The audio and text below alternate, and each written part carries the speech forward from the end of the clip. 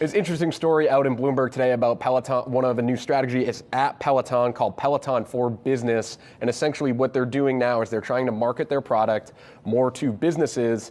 And sort of like how a lot of healthcare plans now at businesses get you maybe a discounted membership at a gym or provide something from a gym standpoint, Peloton now wants to do that, maybe give members or workers free access to the app, not necessarily hardware, but then if you're on the app at work, then maybe you want to get the bike at home for all these split life people. That's kind of where I see it going. Yeah. Interesting to see the stock reaction today on this report. Peloton down 4%, so I don't really think it had much of an impact on it. I think there was a time in Peloton's big stock run where reports like this actually did have an impact on the stock and it used to act a little different. So that to me sort of paints a picture of where Peloton is at right now, that news like this isn't quite moving the stock anymore. It's a kind of bleak out there.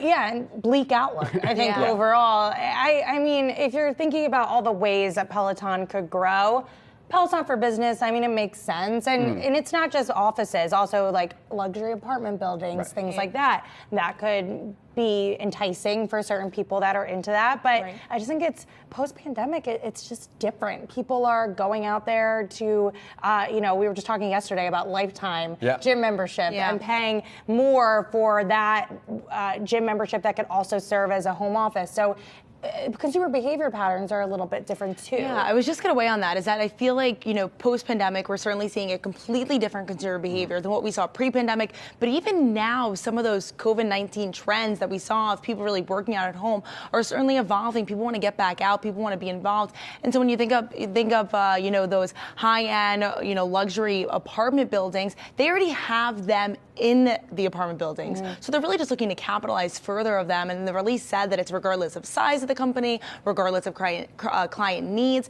I feel like Peloton really here just trying to get a footing on where they should go from here. Well, it kind of reminds me of when they started selling on Amazon too, and it's something that makes sense for the business and scaling for the business, but it takes away from what the Peloton brand was, at least initially to me. It seemed like it was more of a luxury play, right? And now you're going to be offering across businesses to just any worker. It's not quite the high-end bike that they once sort of had painted. I sort of disagree with you. I feel like during the pandemic, it really got run up as like a everyday person, affordable option. I mean, Brooke, the bikes are like $2,000. But at the same time, and then you have to pay for the membership. When I was in suburbia during the pandemic, I saw a Peloton truck every single day. And so it seemed like it was like an everyday play, at least in suburbia land in New York. I was going to say, a nice neighborhood maybe where people were at the same time, it is a costly option, as you're noting. And when people are now paying for gym memberships again, post-pandemic, people are really budgeting, people are really strategizing where exactly they're going to put their